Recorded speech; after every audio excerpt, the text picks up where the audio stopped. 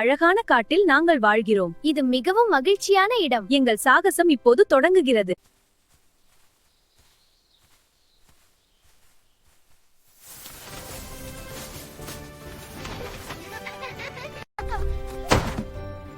நான் உன்னை சாப்பிட போகிறேன். கதவை திற, இல்லைன்னா நான் ஊதுவேன்.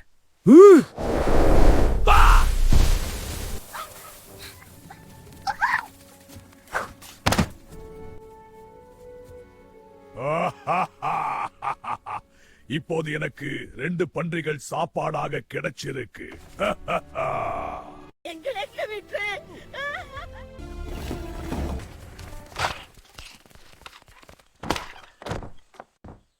இன்று நல்ல வேட்டை.